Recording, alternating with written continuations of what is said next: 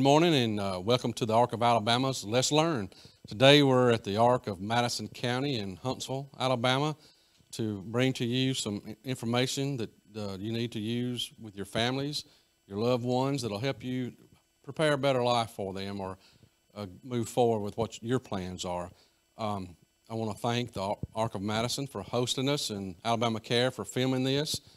Today we're going to do it in like a panel format, so you get to this later on when you're viewing it on YouTube or on the Facebooks. If you have any questions, feel free to reach out to us at our email, tim@thearkoval.org, or Alabama Care's Facebook, and we'll answer any questions you can that way. The Ark of Alabama is pleased to do this for y'all. And it's one plug before we get started. September 8th through the 10th in Prattville, Alabama at the Marriott Capitol Hill, we're having our Alabama Disability Conference. Love to see y'all there. A lot of good information, speakers, and a very wonderful, fun-filled kickoff reception that Sunday night. We'd love to see y'all there. So I'm going to turn it over to our Family Outreach Coordinator, Kim Spangler, to get this day started. Thank y'all. Thank you. So thank y'all for joining us. We have a little bit of a roundtable discussion going on, and I'm excited to get it started.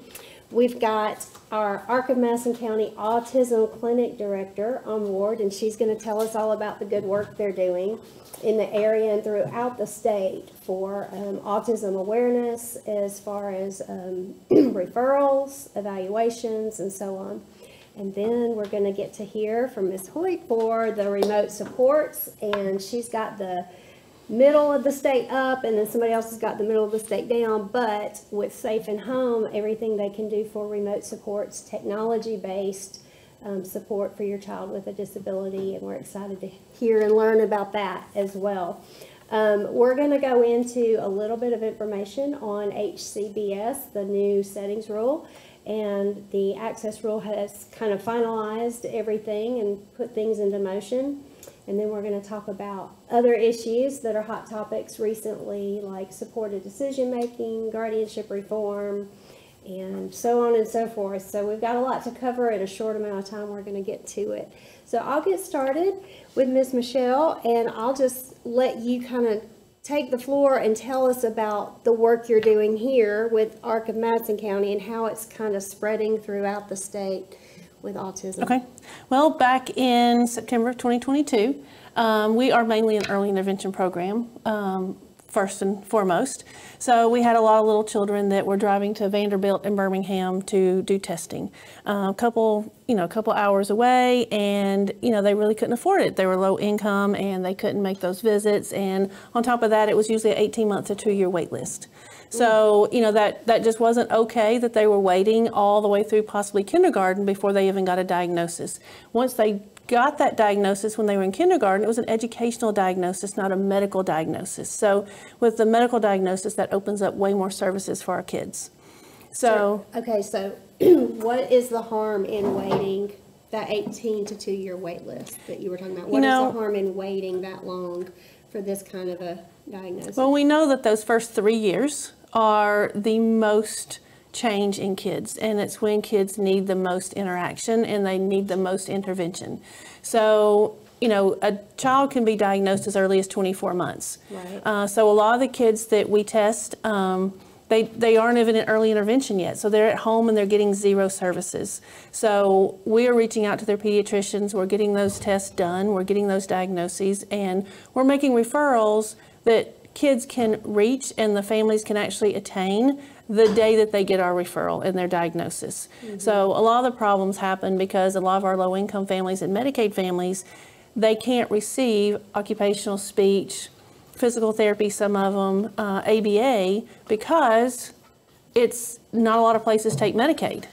So, if they can't find someone to test them that takes Medicaid, they certainly can't find those resources. So our goal is to get these kids tested, get them into early intervention, get them into the preschool systems, get them into Head Start, get them into services that actually can boost them so that they can start preschool and kindergarten closer to their peers so that they can stay in that typical classroom. Gotcha. So how have you been able to reach other areas outside of Madison County? And that's probably the cool thing that we're doing with our executive director. We were able to get a $2.5 million grant from the ARPA funds, which allowed us to partner with 5 additional clinics. We have one in Decatur, but 5 additional programs across the state using our model. And with that, they can use our model. They can go do their lunch and learns, get pediatricians on board, get those referrals, and test the kids in their area as well. So that not only helps our area, but it helps the entire state. So now we have kids in Walker County that potentially was having to drive into Birmingham in that 2-year wait list. Those rural kids can go right there at the ARC of Walker County and get that testing done right there. We've got kids all the way down at Goodwill Gulf Coast in Mobile. You know, they're not driving into Mobile from Baldwin County. It's one of the largest counties. Now they can get that at Goodwill Gulf Coast, and they're not driving their hour to 2 hours somewhere to get their testing. That's great. And all of our Medicaid families are tested for free. They pay nothing. Our insurance families pay $500, and that's the most that our insurance families pay. And we felt like that was a good thing, because even our young engineer families, you know, if you've got a child with a disability that is going to need services for potentially the rest of their life, you know, we've got places in Huntsville that charge $2,500. Right. $1,500. That's just not right to charge these families that much when they're just starting that journey. So let's give them a little break as well. That's wonderful. Have you seen a difference in how it helps the kids once they get to school, coming in with the evaluation and the records once they're there? I know we are working on, we're a part of Departmental Health's Autism Services, and we are working on creating a curriculum. We're working with Auburn University and creating a curriculum to, a program to see after the diagnosis, let's give the families some more services to see how those services past a diagnosis can help in the home, in their daycares, in their preschools, Head Starts. So we've got that pilot going. We've got the first initial families to kind of see what that's going to look like and how instant services are going to help families, so that we know, and that way Head Starts, preschools can jump on board with this training, and it can really help these kids get a better start for kindergarten. That's exciting. I'm so excited. Very about this exciting. progress. Yes. So Suzanne Klingel and Susan Suzanne Klingel and the folks here at Arc of Madison have been real go-getters in all of that. So we're really appreciative of the progress and the investment of your time and effort into that, because I think that there's a huge number of people that are going to be needing these services and benefiting from them very soon. I mean, and according to our numbers, we have tested over 750 kids since September 22. Oh my goodness. And those are Medicaid families that would have still been on a wait list at Vanderbilt or Birmingham. So we've actually given them a better start to get that going, as opposed to them waiting years to get those services. So just for the benefit of those who may not be aware, can you talk about some of the developmental milestones that may be missed, or some of the signs and symptoms to be aware of when you're dealing with a young child who may be looking at an autism diagnosis? I think some of the big signs are not being social. They like to go off in the corner and play by themselves. Whether that's at the park, they're playing in a corner by themselves. If they're at church, you know, like they're really not interested in other children. They do a lot of stimming, you know, either they're walking on their tiptoes, or they maybe, if they're laughing, they're flapping their little hands, or they may like to tap something, you know, just that repetitive kind of motion that kind of calms, that they need to calm themselves down a lot. You'll see a lot of little kids with autism, we use the little fidget things, the little poppers, you know, but little kids can't do that. So they're going to do different ways to stim and get that same vestibular input from using those little poppers and things. Like a sensory stimulation kind of. Right.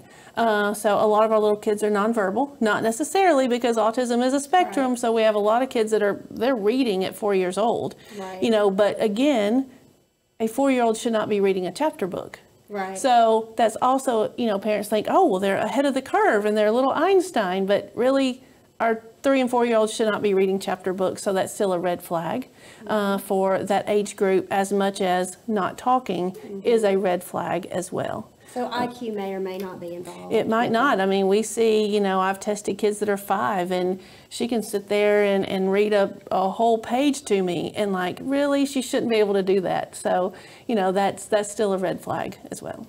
Do you find that some kids are harder, more difficult to test and diagnose than other kids? Absolutely. Some kids you look at and you're like, there's no way this kid has autism, you know, and then we go through all the battery of tests that we do, and you take all the data and you look at it, and it's like, yeah, you know, on the outside, it's looking like this kid is typical and for all purposes, just like any other kid. But then you really look at that kid as a whole. You know, you look at the parents' answers, you look at the testing, and it's like, yeah, this kid, if we don't get this diagnosis and get some services later in life, this is going to become a problem. So who do you gather information from when you're trying to? We do a full battery of tests. So we do an occupational evaluation, we do a speech evaluation. A lot of our older kids come with those done, so we'll just gather that from that company or that entity that has those done. We'll gather that. If not, we'll do it here at our outpatient center with our speech and OT here. We do a parent interview over the phone. We do a developmental on every child just to rule out any other developmental things that might be going on. And the last piece we do is the ADOS-2, which is the gold standard for autism testing. However, if they're Spanish speaking, you can't do an ADOS on those Spanish speaking children. So we'll do a MIGDAS on those children with a Spanish interpreter. So we're able to test our Spanish speaking children as well. That's great. So it is a process. It is a process. It's not just a simple, you're going to come in at 1 o'clock and we're going to let you know by 2 o'clock. Right, which is, It's you a know, that is process. what you get with a lot. There's one program, I think, somewhere in the state that does a Zoom phone interview, and they'll do like a 1-hour interview, and here comes your piece of paper, and here's your diagnosis. So, you know, if you know how to answer the questions and you know what to say, your kid's in the background, then you're going to go away with the diagnosis.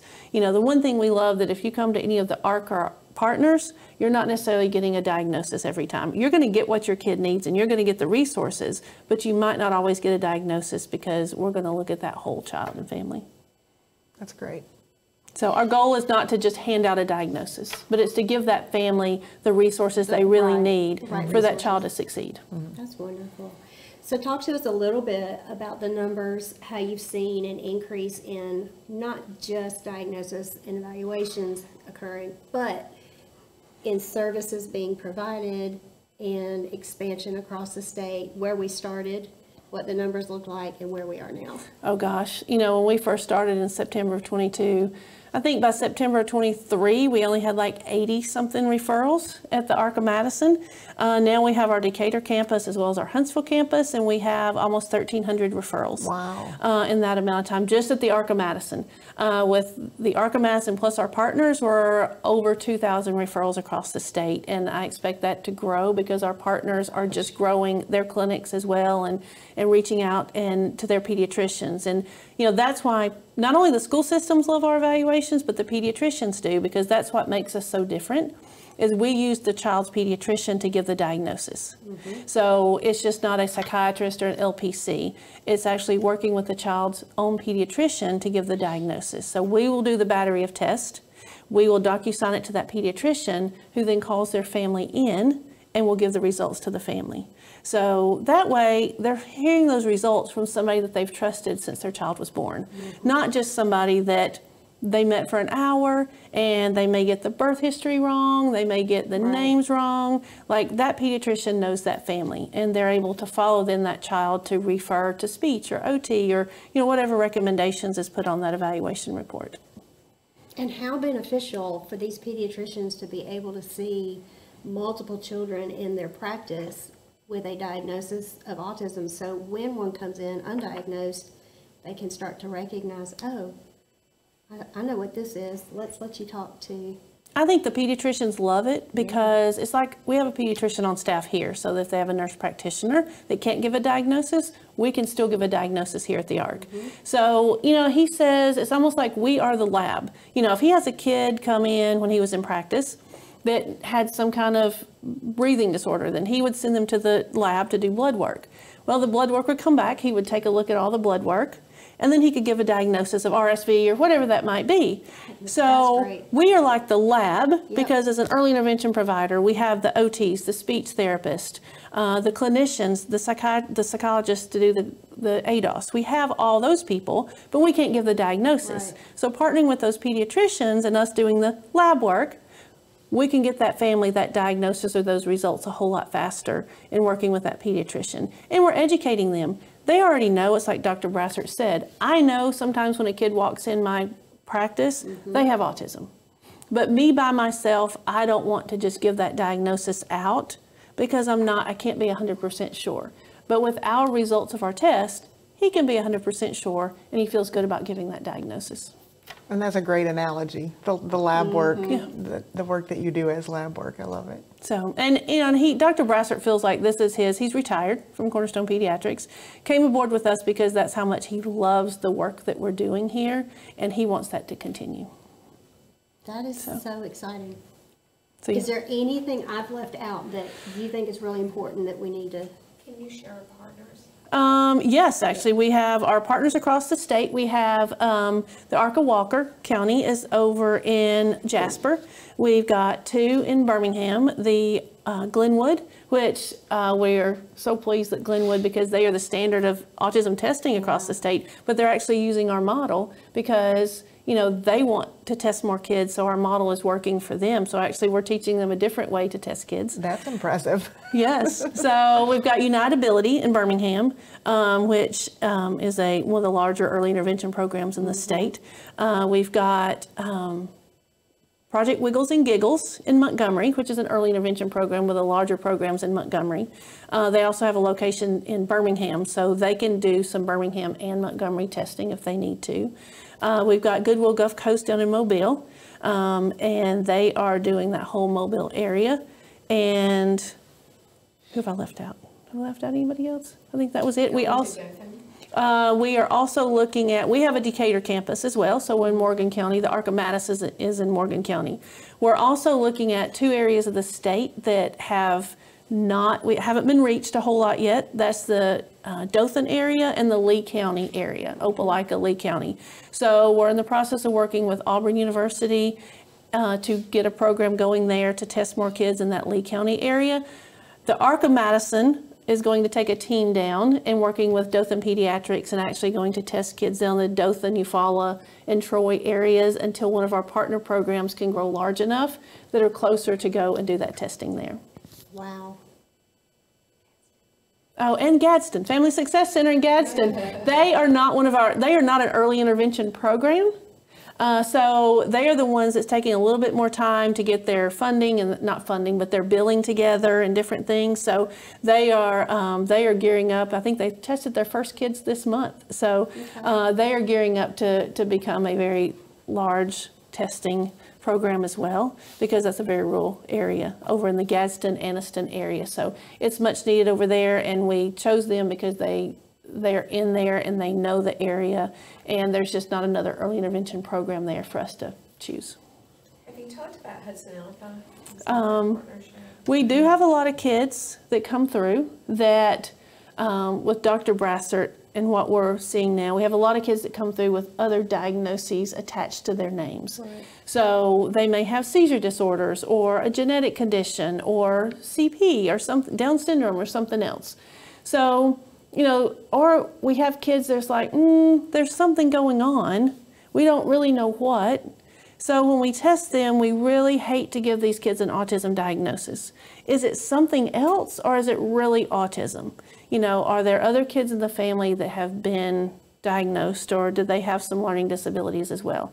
With those kids, we're not necessarily going to say, okay, it's autism, here you go. We're going to send them over to Hudson Alpha. Hudson Alpha has a program at the Smith Clinic that families can do the full array of genome testing at no cost to the families. They'll do the full array of testing, and these are families that can be referred, our Mobile clinic can refer to the Smith Clinic in Huntsville. If they can drive to the Smith Clinic, they will take those families all across Alabama. They'll do the full genome testing, they'll do the parents and the siblings to see if there's something genetic going on that's not autism, but really what is it? And really that helps that family. Right. Because if they learn it's Fragile X or something else, then now that family knows, no, it's not autism, it's something else. So now our family needs to know that for the future generations ahead. So where is Hudson? It's over in Research Park in Huntsville, so Okay. it's in like that research park, where all the engineering firms and things are. So they're tucked back on Genome Way over in Research Park. Yep. So they start with infants? I think they do actually start with our early intervention program. We refer children over there in early intervention as well. Okay. If our kids haven't been tested any other way and they may have seizures happening, and they don't have anything diagnosed, we'll actually refer those kids over there just so that Hudson Alpha can, do that full genome testing. They have a clinical social worker there that really talks through that, what comes from that genome testing, and talks about their diagnosis and what's going on. So they have somebody that follows them at that point. Okay. So that way, we haven't diagnosed autism, we haven't increased those numbers, right. but we've helped that family really find out what's going on. To get them in the right direction. Correct. Yep. So our goal is not just let's come and let's do autism testing, but let's really help that family figure out What's going their on. child and what's the best path for them. And they are looking for adults. That's They what my have that next type question of was. So interest. it's starting Yes. with the infants, but they will. Oh, they would love adults Okay. because that's the one area that they haven't tested, because most of the time the adults, they were telling us that, the adults either don't want a diagnosis or they're not looking for it because they might be 30, 40 and, build something right, out. they've got elderly parents, so they're not really looking for that diagnosis. So that's the group of people that they haven't been able to tap into a lot to see. Are those adults that have been diagnosed with autism, do they have another diagnosis? Do they have a genetic deletion or addition on their genes? So they're trying to get more adults to do that testing. That's great. So, and it's all free. They have a grant through the state grants and things that service is free. This is progress. So, Absolutely. This is huge. I'm excited. There's a lot going on. Y'all are doing a lot. Thank you so much well, you're welcome. for sharing. Anytime we can get the information out. So, Absolutely. And we'll be open to any more questions through comments on Facebook Sure. or YouTube. So be prepared. There I might be would more love it. questions out there coming. But thank you so much. I appreciate it. you're welcome. And I'm going to move it over now at this point to Ms. Hoyt with Remote Support Safe and Home. So I want you to share anything and everything about what it is, how it works, and how people can get in touch with you and in touch with the program so that they can learn how effective we've become with technology in our homes for supporting people with intellectual or developmental disabilities. Right, great, thank you. Yep. So yes, we are Safe and Home, and many of you probably have not even heard of remote support yet. We've been in Alabama about 3 years now, but in comparison to many of the other resources for this community, remote supports is a baby. we're very new to this community. So, but what we do is to support individuals in their goals for independence remotely. So it's exactly what it sounds like. It's remote supports. And I think the best way to describe what we do is to give you examples of what we do. And I'm going to use some Alabama examples because we've got a lot of them now and it's really exciting.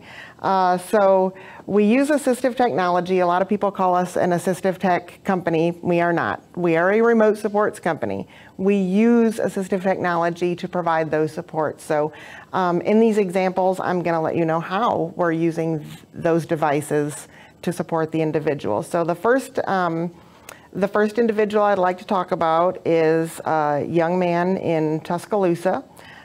He is early 20s. He still lives with his parents at home, and he has autism. He's nonverbal, but the help they were looking for is he wakes up throughout the night, Right. a lot, and he stays up throughout the night. And mom and dad are older, and they're exhausted. As soon as I walked in, I could see the look you see on parents of newborns that are just, oh my gosh. So that's really what they called us for. Like, how can you help with with this. We just need to get some sleep, but we want to know he's safe. Sure he's safe, yeah. So the first thing we did was to put a presence sensor on his bed. So as soon as he gets up out of bed, our staff gets a notification that he's up out of the bed. We gave him a tablet, and it is just your typical tablet, you know, the same size as this. And our remote support staff calls him immediately when they get that notification. We are outreaching, and it is a face-to-face call. So, you know, he's seeing them, they're seeing him, but they're just asking, because they said a lot of times it's nightmares that wake him up. So we're calming, you know, hey, I'm just going to use the name Joe because it's an easy one. Hey, Joe, how are you doing tonight? You know, is everything okay? Is there anything you want to talk about? You know, obviously he's nonverbal, but we've been supporting him long enough now that we are recognizing some of the facial expressions and some of the gestures. So our staff is able to provide calming, you know, let's just sit down and take a breath. You know, do you want a drink? Can we go get a drink? So learning how he communicates through the use of the remote supports has progressed as well. Absolutely, yes. So we got some basic signs from mom and dad when we first started. You know, when he does this, it means he's angry, or when he does this, it means you know. So we get as much as we can from mom and dad, so we've got a good foundation. But we learn as we go, right? Because we're also making outbound calls to him during the day, just to get him familiarized with our staff and with how it works. So he's comfortable calling us, and he can call us anytime. And it's just literally hitting a button. And he likes to take us in his room and show us, some of his things that he's got, his posters, and so it's a way to familiarize them with us. And like I said, his parents are getting older, and I always like to talk to parents, what would happen if you were home independently with your child and something happened to you? Does that child know how to get assistance? So, you know, when they get used to hitting that button and calling us and talking to us, I mean, he in particular is nonverbal, but he could turn that tablet around and show us, mom's laid out on the floor. We could in turn call EMS to get them help. So it's great. We've also put sensors on his exterior doors because he has been known to leave the house in the middle of the night. So that is the one time that we call mom. If we see that door open, we're immediately calling mom. We're getting on, we put a camera outside their home so we can see which way he goes. So we can call mom and say, hey, Joe's just left, Elvis has left the building. He is heading west out the door, you know, so she can immediately go out and make sure that she gets him safely home. So, you know, there's a lot of different, and our service is so individualized. It's so personal. It sounds like it would need to be, but it also sounds like there are already methods in place to be able to make it more customized and individualized. Absolutely. Are you seeing any decrease in him getting up so much? We're not. Is that the goal, to keep him? The decrease we're seeing, and the goal was to have him not go in and wake up mom and dad, because that was the first thing he did. So yes, we are seeing a decrease in that our staff is able to. Does he still sometimes go in? Yeah, he does. But we haven't been in that long yet. So we're hoping as time moves forward and he gets used to this new pattern, that will keep getting less and less, and mom and dad can get more sleep as we go. So. And maybe him too. Yes. Yes. Yes. So talk to us a little, that's an example with somebody in the home and the parents are still there. So talk to us about an example of somebody a little bit more independent without parents in the home. And what that looks like. And yeah, I was trying to think of, because we're supporting people across the spectrum now. So let's talk about, we'll call her Clara. She is in Morgan County. She lives independently in an apartment. Her sister is her guardian. She lives across town. The sister lives across The sister town. lives across town, so probably 20 minutes. Okay. But Clara is a fall risk. Clara herself is older. I believe she's in her 60s. She's had a couple falls, and she did not have a way to contact her sister when that happened. Okay. So when her ride came to pick her up the next day for Dayhab, for community experience, she didn't come to the door. Yes, so they realized that she had fallen. Okay. So what we've done is we've put sensors, motion sensors, all throughout her apartment, and we can set those so that if there's no motion detected in a specified period of time, say 20 minutes, it can send a stuck alert, and it can send it to her sister, and it can send it to us. Okay. So during the day, her sister gets those stuck alerts, so she can go over and check on her. But during the night, they come to our remote support staff. So we can reach out to her. We've got a hands-free communication device that we can call her on. And we've also got GeoCom, and I actually brought one with me, that she wears Around her neck. around her neck. So, and it's two-way audio. So we can call her on this, and you don't have to do anything to answer it. So even if it's at And night, she will speak. she can say, speak, yes. I've fallen down. Or, Yes, well, we call her on this if she doesn't have it with her, on her, because at night she's usually got it charging, but she can still hear it. Her apartment is small enough. During the day, she can call out on it just by pressing this button. You hold it down till it vibrates, and it automatically starts calling the phone numbers that are programmed into it. So she wears it out with her during the day. So she can use it if she gets separated from her staff or something like that. She can use it during the day, but at night we can also use it to call her, and without her having to do anything to answer it, we can communicate with her that way. So So you're calling it GeoCom, so I have a question, Mm-hmm. because it's called GeoCom. Can you see where, can you see where she is? Yes. With that unit and try to direct her if she had gotten separated back to? yes, great Okay. question. Yes, and that is, a lot of people use this device for that.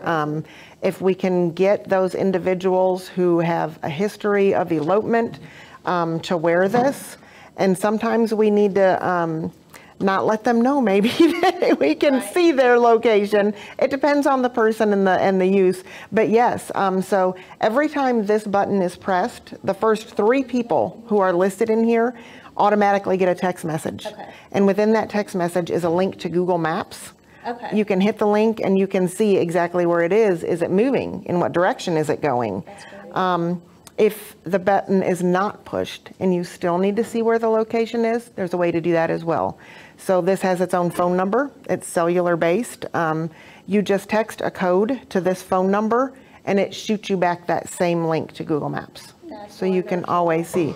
So if your loved one is lost, they're out with community experience, you're not able to get a hold of them, but you really need to know where they are, you can see their location using this device.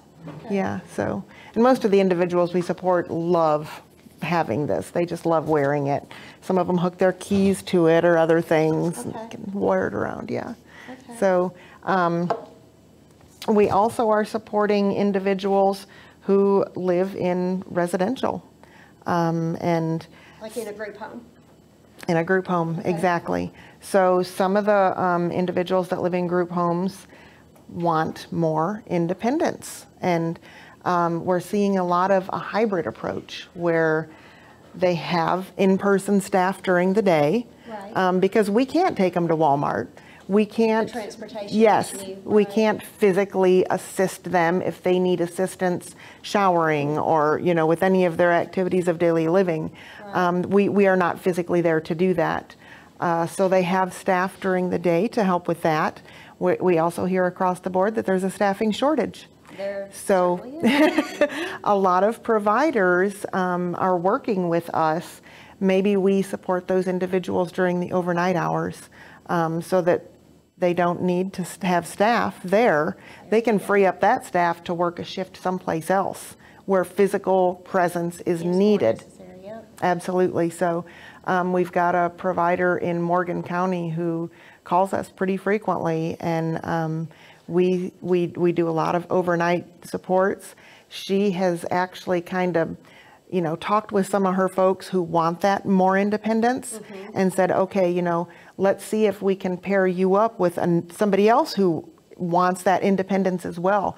So, we've got several sets of roommates who, we talk to them and we're like, how do you feel about not having staff here at night, in person, but you would have somebody available if you have a question, if there's, we've got sensors on the doors and windows so that if there was an emergency or if somebody left the home, we're getting notifications so we can reach out and go, hey guys, is everything okay there? But they're so excited when they find out, yes. You mean there's not going to be any staff? We're going to be here by ourselves? Yep, you're going to be there by yourself. And they're so excited that, yeah, they do what they need to do to make it work because they enjoy it.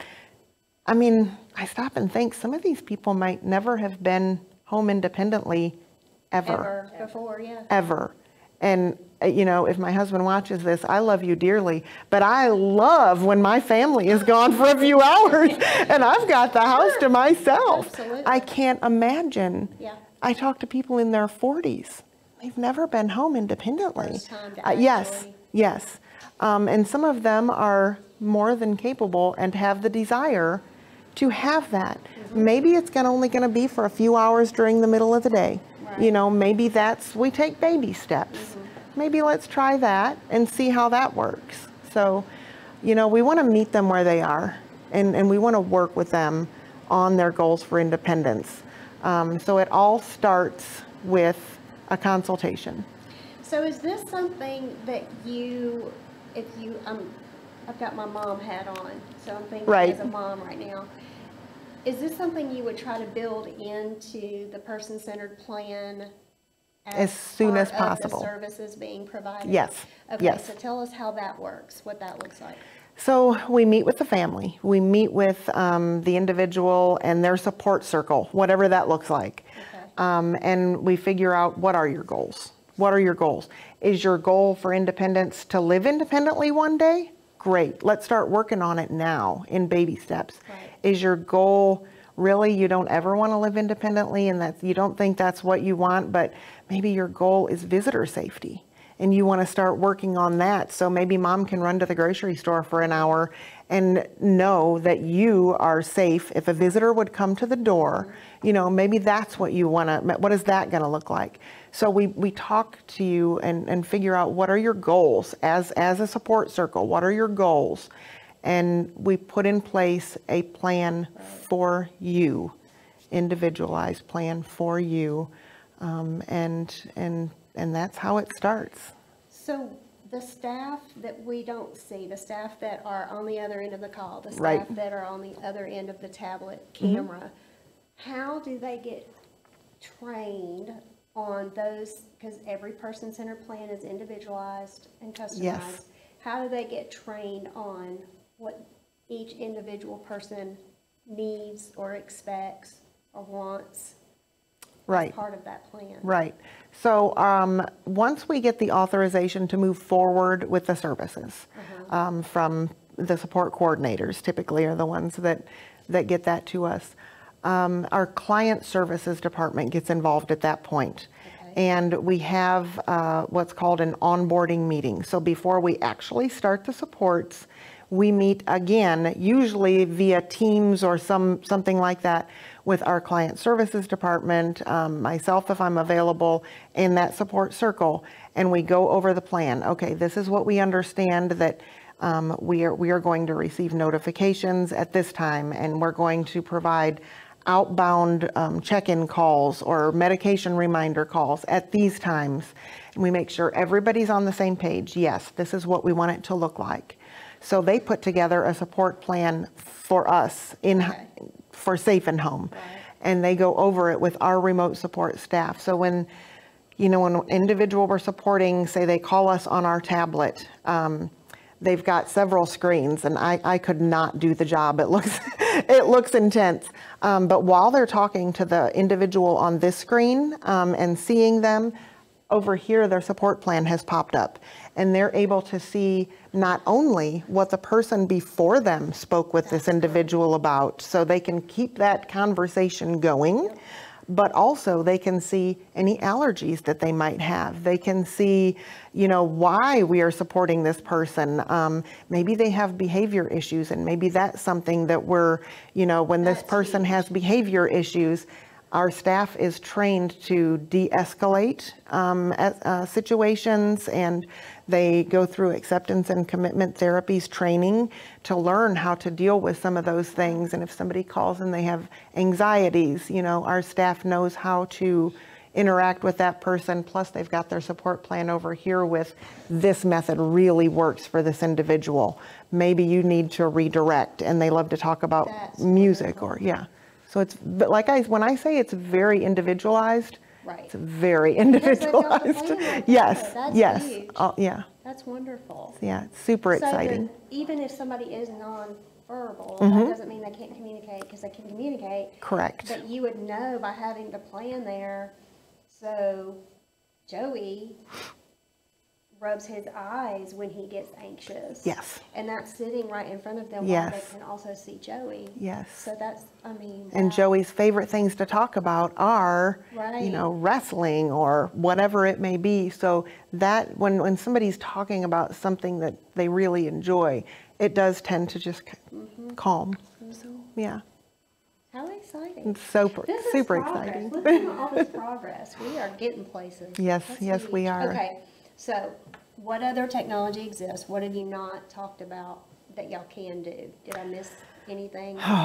So we have over 70 devices, Oh. but we do have some new ones that I would like to talk about that Expecting you to say 70. you might not even be aware of yet. So we were super excited when we heard about these. One of them, actually it is an Apple Watch. It's called our Geocom Supra. And it is one of our newest devices that we can use for seizure detection. Whoa. Yes, so it not only detects the convulsive movement, but it also can detect changes in heart rate, which may be indicative of an upcoming seizure. So, and it can send a text message when it senses any of those things to natural supports and to the remote support staff, so that we can make sure that the individual is getting the assistance they need in the event of a seizure. So that's a great thing. People don't mind wearing these. In fact, a lot of they love to wear these. And it, like I said, it looks like a normal watch, so it doesn't bring any attention to them. And, you know, a lot of them don't want any unwanted attention. So that's the first thing. It is. We've got a new medication dispenser that is a smart medication dispenser. So it not only is going to sound a notification when it's time for that individual to take their medication, so they can do it independently and they don't have to depend on staff or family or somebody. It's going to sound a notification so they can go over and get it, but it also can send a notification to natural supports or us, letting us know if a dosage was missed. What does the dispenser look like? I'm trying to figure this one out. So this one, I've not seen it in person yet. I've seen a picture of it. It looks similar to the dispenser that we have currently. It can be taken with you. It's got a battery backup. So, you know, a medium-sized pill dispenser. I believe it's got 40 places to put the pills. Yes, okay. and you can get extra ones. So Okay. even individuals who take pills up to 4 times a day, you know, this would work for them as well. So it will open automatically, or they open it and get it It themselves? it drops the pills down, and then they would slide out the compartment and get the wow. pills. So if the compartment is not moved out, it will send the notification saying, hey, this dose was missed. So, and we all know that a lot of behavior issues stem missing from dosages. missed dosage. Yeah, Yep. so, yeah. So that's a new and exciting one. We've got a new visual doorbell, so that in addition to our video doorbell, which is your typical, you know, ring type doorbell, this one is for hearing impaired. It's going to flash so that they know that somebody is at their door. And to go along with that, we've also got a new bed shaker that can be triggered by an alarm clock or by a smoke detector that will shake the bed for hearing impaired individuals. That's great. Yes, to keep them safe. Yeah, so lots of new stuff going on. We're getting the words getting out of what we can do, but yeah, for anybody who knows someone who could benefit from our service or would just like to sit down and talk about our service, we want to talk about it. And if you decide that it's not for you or you're not ready yet, that's great. We just want you to have the information to know what we can do. Yes. Even just for referrals of people that might. Correct. So we're talking about the person-centered plan and group homes and all this. So obviously this is part of one of the services Medicaid will cover. Correct. It is. We are within the waiver system. Absolutely. Yeah. All of our services are covered by the waivers. We are approved to provide services on, of course, the new CWP waiver, as well as the legacy waivers, the ID and the LEH waiver. Have y'all gotten into the E&D waiver yet? There's a glitch. So we are, but they approved us for a device that we don't offer. So we're working on that. There's always those. I could see a huge, yes. I could see a huge use. Absolutely. For that waiver. Absolutely. Even the whole point is to keep them out of nursing homes. Yes. As independent as Yes, possible. as independent as possible. Yes, and we want that same thing for them as well. And you know, this little guy we just use a lot. It's got so much functionality to it. So we've even got people that use this on somebody who really isn't a great fit for remote supports in other ways. We had several people in the Tuscaloosa area that just keep this in their car when they take their loved one in their car. They put it on their neck, and they've been putting it in, you know, like when you go to a conference and they give you a name badge and that's got the plastic. The lanyard yes, on the- they're putting this inside the lanyard with directions. My name is, I am nonverbal. In the event of an emergency, because if you're in a car accident and your driver is incapacitated, how are they going to get this information? So it's directing them to press this button and hold it until it vibrates, and they can call whoever is programmed into this. A big piece of mind. And it can even come to us. So, and we've got all the emergency information, so we can help emergency services reach the family and natural Now, supports.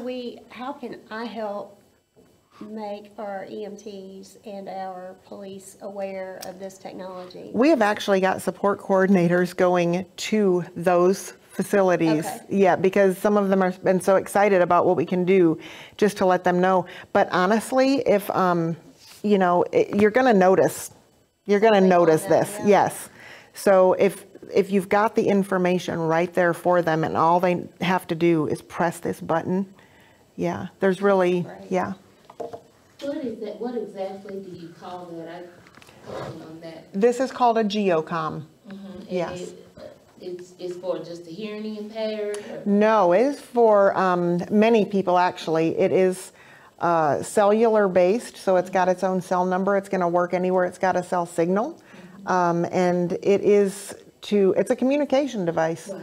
So once they press the button, you have two-way audio. You can talk to each other through it. And it's also got a GPS location system in it, so you can see where that individual is. So if they're in the community and, you know, say they wanted to walk down and get a pack of gum independently, but they got turned around while they were in town and they just need directions back, you can see where they are and you can direct them back home. Yeah, yeah. It's wonderful. We use this a lot. Yeah. So how do you go about getting your person one of those? Do we add?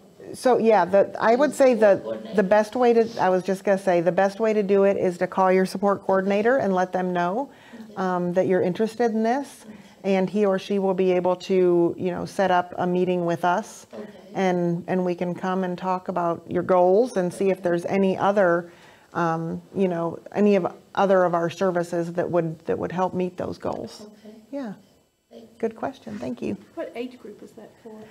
Oh gosh, I think, See some of our young high school. Yes. You know, they're in high school and not yet into Yes. the adult services. we have a 5-year-old that uses one of these. He lived not far off 431. If you're familiar with Huntsville, you know how busy that is. And he ended up in the road at one point. So we put a lot of things in place for his mom. We put the sensors on the doors so that she knows when he goes outside. We put the outside cameras, and he's got one of these and he thinks it's cool as heck. So he wears it around his neck, and if he takes off, Mama can look and see where he is so she can go get him and bring him back home. That age? The CWP waiver, he's on the CWP waiver. With that age. Yes, yes. Yeah, he is on the CWP We're waiver. going to talk about CWP in a minute. And we actually do private pay, you know, for those who are not eligible for a waiver but still might be interested. I can't give you the exact pricing, but it's very affordable. It's between $50 and $55 a month, and that includes the cell plan. So all that service is, yeah. Wonderful. All right, so what have I left out? What's important that needs to get mentioned? Tell everybody that this is a resource Right. that is now available. I could go on all day about the devices that we can use to support these folks, but it's so individualized. Really, the key is we want to meet with you. We want to talk to you and see how we can help you meet your goals for independence. So is that the process when they contact if they're on the waiver, or they get advised to get onto the waiver? Is that the process where you contact the support coordinator, then the support coordinator contacts Yes. you? Yes. And says, let's meet? Yes. Can I put you on have you had any meetings with remote support staff? Yeah, Okay. we have several individuals. Okay. like, That are use being it now. supported, yes. Yeah.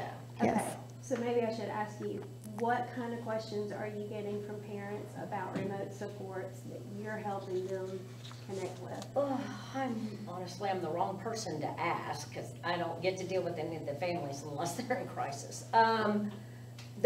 Suzanne's come and addressed the support coordinators several Yes. times. We've made sure she got on the DD stakeholder meeting statewide. It's a matter of, I think, the support coordinator learning about it. And then when they get to know the family and the individuals and whatever their issues are, whatever their concerns are, and then we just put them together in a meeting. And, you know, what are you trying to accomplish? You know, what's our goal here? And you figure it out. It's all Right. individualized, and that's why she was saying the support team, everybody who's got input into what works for them, what doesn't work for them. So Do you need somebody if they fall out of bed at night? Right. sometimes the families may not even, they may not even know what to ask. They don't know. They don't know. Exactly. They don't Until know. they- That is Yeah, why this is so yes. new. And I don't for everybody. expect the support coordinators even to know everything, because there's a lot to know. And support coordinators have a lot on their plate. Right. You know, they have a lot going on. So if they can just see the need. And honestly, I can't think of too many people that would not have any need for it. We have one support coordinator in Tuscaloosa County who is also a former special needs teacher and a special needs mom. And she saw the need, and we have spoken with, I think, everybody on her caseload at this point. Because she's just gotten us meetings. She's gotten me in to speak with the family, and even families who were hesitant about it. She said, just let her Just come listen, talk. yeah. Just let her come talk. Even those families are now on service with us. I think we have brought on 20 people in Tuscaloosa County in the past 2 months. Right. Well, just when you were talking about being able to wear a watch that can detect seizures, speaking from experience, if those seizures are night seizures, where they only happen at night when the parents are supposed to be getting sleep, That's a godsend.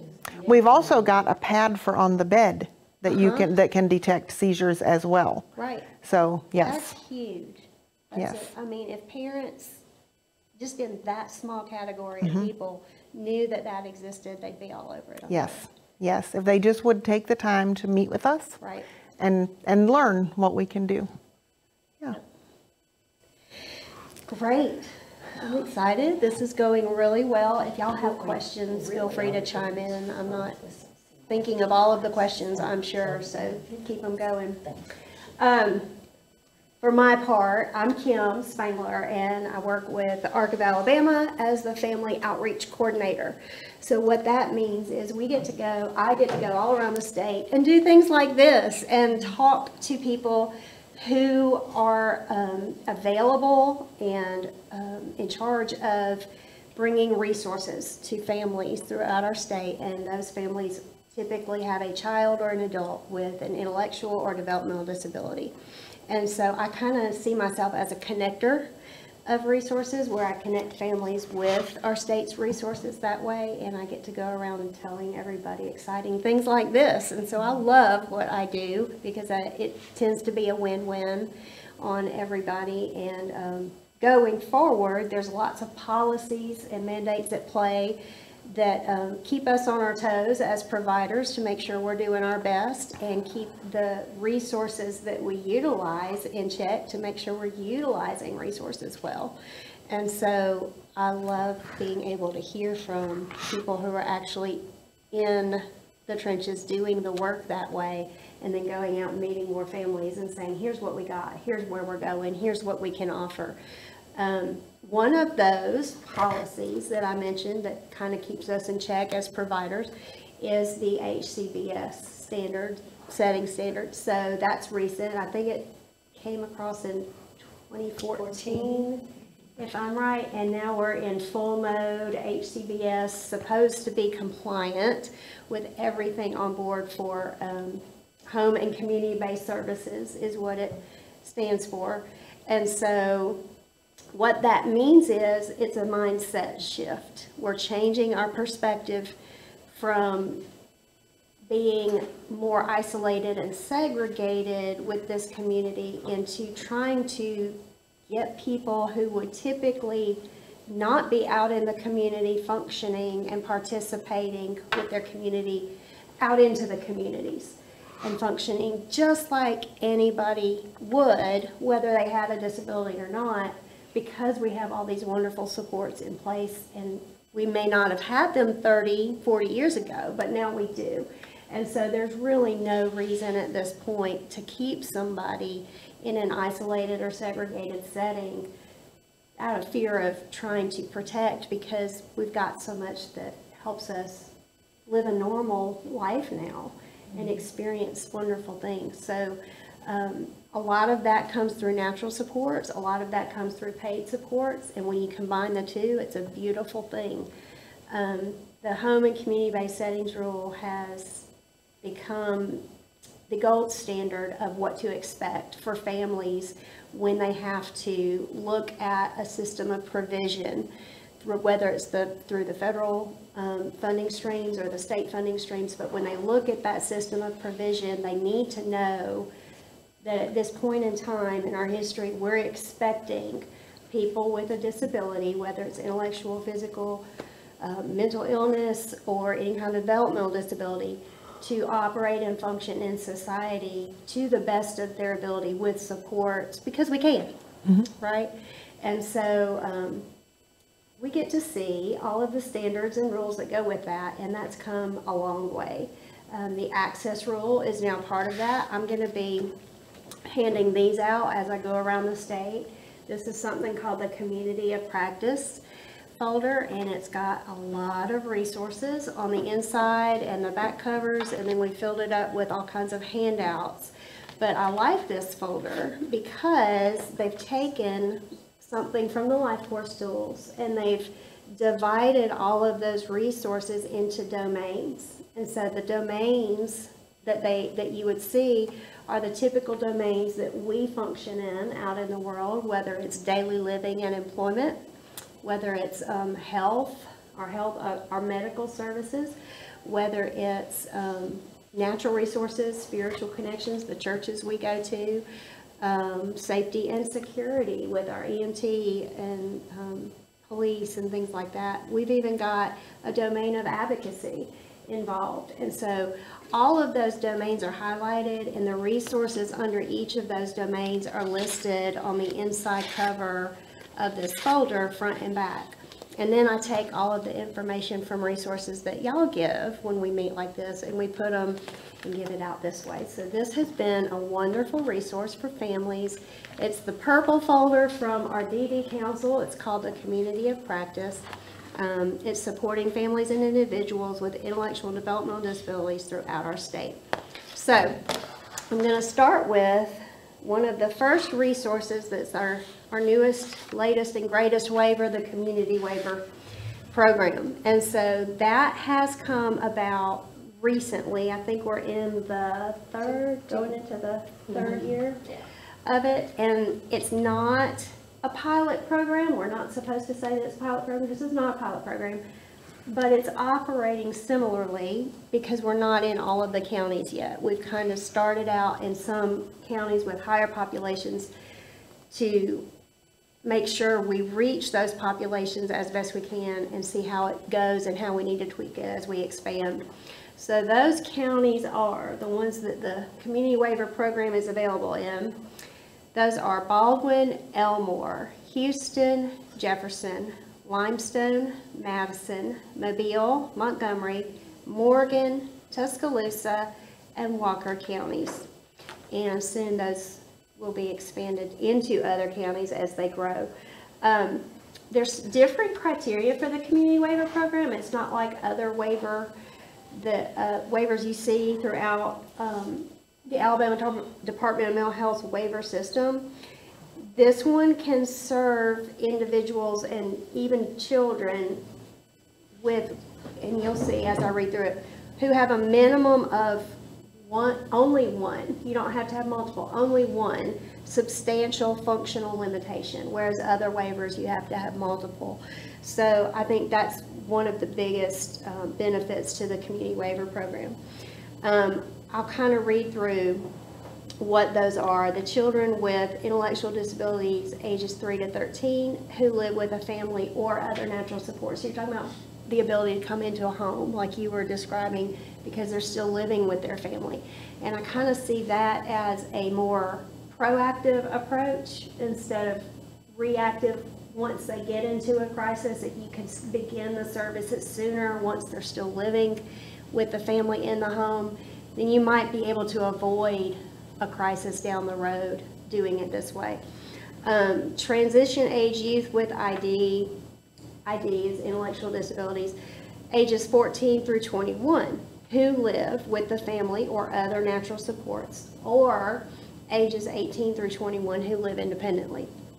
Working age or older adults with ID, ages 22 and up, who live with family or other natural supports, or who live independently, so either one. And then last but not least, individuals with ID who are unable, ages 3 and up, who are unable to live with family or other natural supports or to live independently. So they've covered a lot there. And then that whole subcategory at the bottom, ages 22 and up, who have a minimum of one substantial functional limitation, you might want to start to understand what functional limitation and the definition of it there is so that you can understand the broad category of people that this waiver can reach. First of its kind in our state. So that's the new addition to our waiver program. That's one of the most recent updates along with HCBS. Another one that I want to bring up is the remote supports, the autism clinics that we're starting throughout the state. But last but not least is guardianship reform. We have seen that we are reaching a point in our time and history where we have so many supports available that weren't available 20, 30 years ago. And with those supports, we're seeing people able to do things that they may have depended on a caregiver or a guardian or somebody in their family or friends to do for them in the past, whereas now they can do it on their own with these kind of remote supports, with the kind of early intervention that comes with an autism diagnosis. Things are coming up and developing in a way that we're able to see people really live an independent, or I like to say interdependent life with less dependence on a person, and able to do things for themselves. And so guardianship in and of itself, the idea of it has begun to be reformed as well. We want to respect the rights of individuals with intellectual disabilities as best we can, to the point where we're not keeping them from being able to do something on their own if they were able to do it on their own. And that's a huge concept, because when you think about what guardianship means, you're really ultimately telling someone, you're not going to make these decisions for yourself. This person or this guardian's going to make them for you. And so that's not as necessary with a lot of people now as it may have been 30 or 40 years ago. So the state of Alabama proudly adopted the Colby Act, which is supported decision making. And supported decision making is basically saying this person can make their own decisions with some support. And the way that looks is, you have a team of people. That team can be very large, very small, somewhere in between. Doesn't matter. It's made up of friends and families or trusted advisors. My own son uses his own supported decision-making team, and he has a very large team as supported decision-making teams go. Most supported decision-making teams we see around the nation are anywhere from 3 to 5 people. And most of the time, it's just their family involved, and that's fine.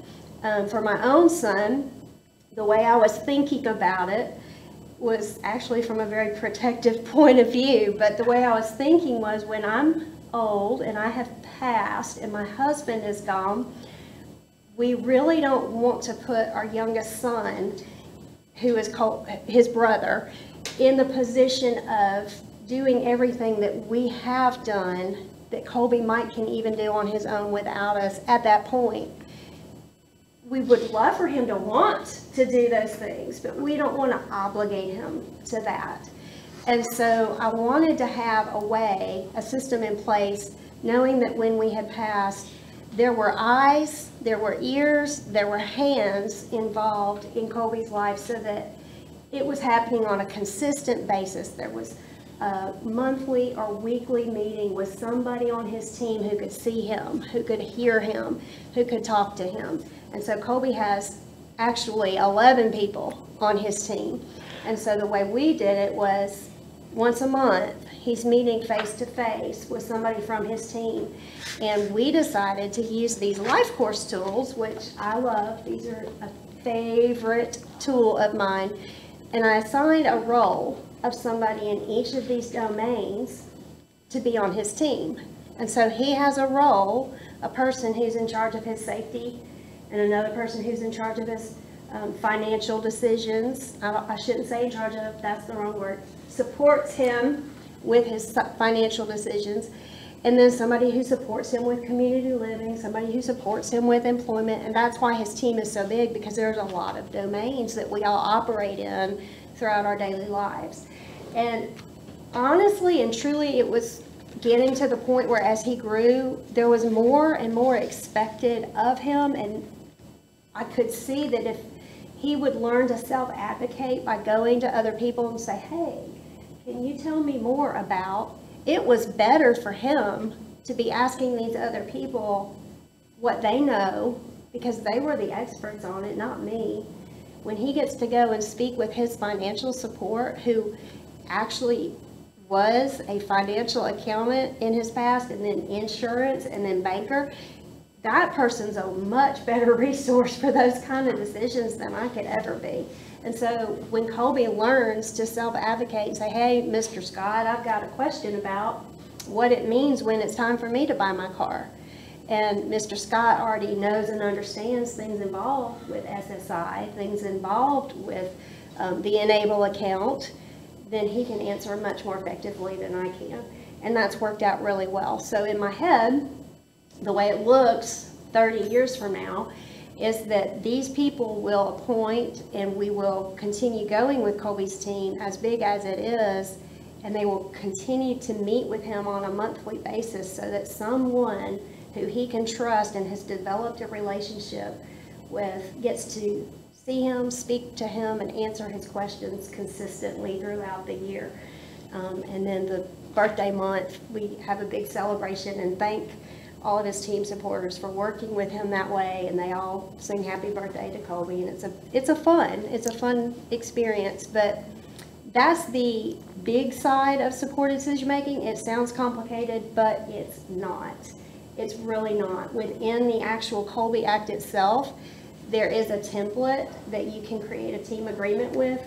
You don't have to have lawyers involved. It's completely free. You get it stamped by a notary, and you fill out the names. This person's going to support my person with X, Y, and Z, and then we'll be good to go. And that's all it takes, and the judges will recognize it as a legal alternative to guardianship at that point, and Colby maintains all his rights, or whoever else it is, without losing any of those rights to make his own decisions and be seen and heard as the decision maker himself. So that's where we are with this. I highly recommend picking up these purple folders, referring to these purple folders, getting these purple folders into the hands of families throughout our state. Tons of valuable resources in here. We've got a whole pamphlet on self-directed services. These work with all of the waivers so that the person, the individual themselves, can actually direct the service that they want or need. And then the way that that works is with an EOR, an employee on record. And so the payment for those services is coming straight to the person they select as their EOR. And that's been a great way to work things instead of depending on the system through the group home process, if you can do it that way. We've got information on all the different call centers for ADMH. We've got the life course tools listed and everything else I just mentioned here. And this is one of my favorites. I'll just hold this up real quick. Last but not least, this is from ADAP, and this is what they like for us to give out. It's called the waiver matrix, and it shows you each of the waivers and what they are by definition, what's included in each of those waivers. And so you can kind of see all of them and compare and contrast the waivers as you're deciding whether or not to utilize a waiver system, and if you do want to use it, how to use it, which waiver best fits for you or your child. So, yes, ma'am.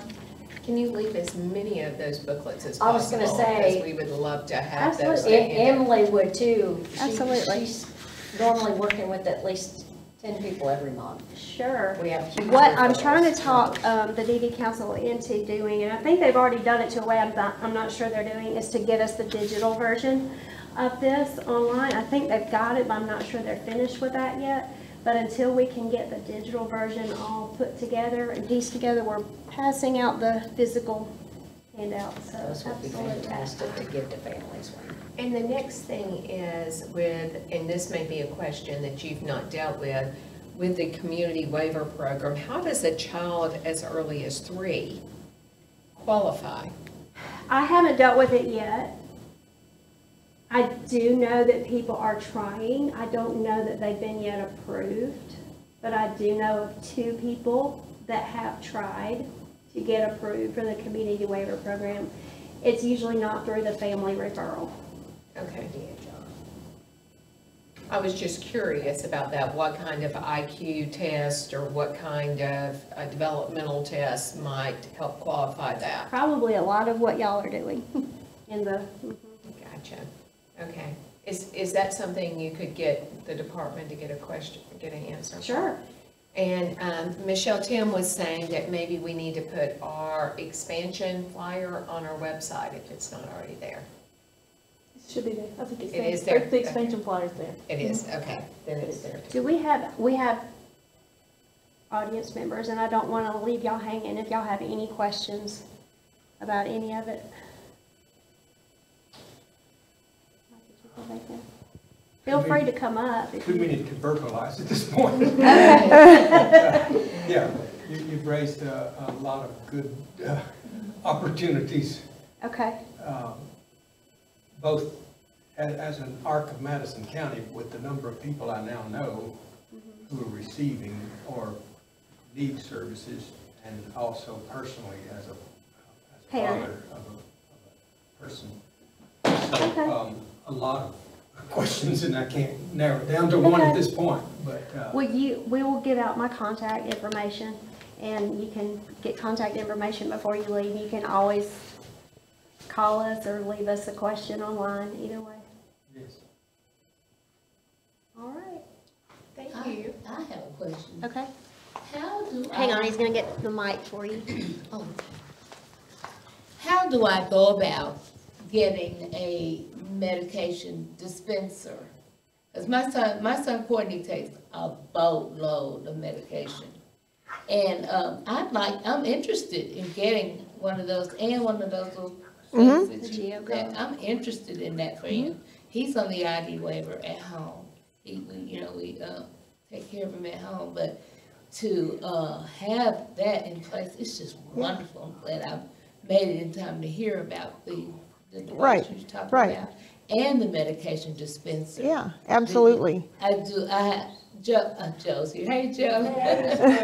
Do I need to go through Caitlin for that? Yes, Okay, ma'am. okay, all right. Yeah, I'll give you one of my cards as well. Okay, okay. But yeah, Caitlin can get a hold of me, and we can schedule a meeting where we can all sit down Okay. and talk. Okay. Yeah. Well, one other thing, my son Courtney just got a brand new motorized chair. And I got it in hopes that I would be able to put something on the back of my car to tow it, to carry it around, but it's too heavy for that. So how do we go about asking or getting a grant for a van that carries the wheelchairs? Is that a Caitlin thing too? I was gonna say vans are incredibly expensive. Yeah. That's not really in the definition of anything, I would think. Probably the only way you could do that is using the ABLE account and putting money in there, and then when you've got enough accumulated, then you buy it that way. Okay. So that's the only thing I can think of. I mean, typically individuals aren't eligible for grants. Right. It's usually 501c3s that can access money, and they are so hard to come by. Yes. There's a couple out there maybe that it's an upgraded vehicle. I was gonna say, when we bought our first van for the office, we looked at one that could, take somebody into it and be able to put a chair in the back, but, we I can. would say we've got the transportation flyer too, that on all the community access, but, Yeah, and there but they is don't- more options in Madison County than many other rural counties. But I will tell you, even under the 5310, the vehicles are getting up in the $60,000 range. Oh. It is crazy what these things are costing right now. That's terrible. Yeah, I've just been seeing the Arc of Madison County vans Yeah. everywhere, and I'm like, oh God, Courtney, we need to ask them if we can borrow that. Well, if you have a particular something, always feel free to call Joe, and maybe they can set up something. Okay, for all us, right. Okay? Okay. Because we're here to also try to help. Okay. One strategy I've seen families use is crowdfunding to raise funds, like grassroots fundraising kind of a deal, and sometimes that works pretty well if you can get the right hands involved, so. And sometimes it's a matter of putting out the word, every once in a blue moon, a family might call and their individual has passed away or no longer has need for it, and say, I'd like to donate, or at least offer, for a reasonable price to resell. And I would think most of the DME mobility places would be a possible resource, because logically, that would be the first place I call if I had something to donate. Yep. All right, thank y'all. Wrapping it up, I want to say, wow, that was great information that was passed out today. Michelle, Suzanne, thank y'all very much. Kim, great job in getting this done. If you want to learn more, there's 2 ways to do it. Our next Let's Learn session will be at the Ark of Tuscaloosa next Saturday, the 20th, starting at 10:30, with some more resources coming to you. And we'll also have a wealth of resources at our disability conference at Prattville at the Marriott Capitol Hill on September 8th through the 10th. Wish you to be there. And to answer your question, there is a company that comes around to all these that we've been accompanied with, that the conferences that have ways to adapt a van for you or help you purchase one, and they work with families to do plans and financing, and they'll be at our conference. But before then, I'll leave you our card, and you can call us, and I'll give you that reference. I just can't remember what their name is right now, but anyway. It's the Alabama Disability Conference, and it's where we all get together, providers, individuals, families like yourself, that we come in and we provide you with a wealth of knowledge and resources that'll help you. It starts, we're starting out with a reception that Sunday night, and then the actual meetings start that Monday the 9th and go all the way through Tuesday the 10th. It's at the Marriott Capitol Hill. And that flyer right there beside you has the website to go to so you can register and come. Okay, all right. Yes. Okay, when I'm done. All right, well, once again, thank you. Alex, thank you for bringing this to us. I hope this was very informational. And until we meet and learn again, I hope you came in or leaving with a wealth of knowledge more than you had when you came in. Thank y'all very much for being here.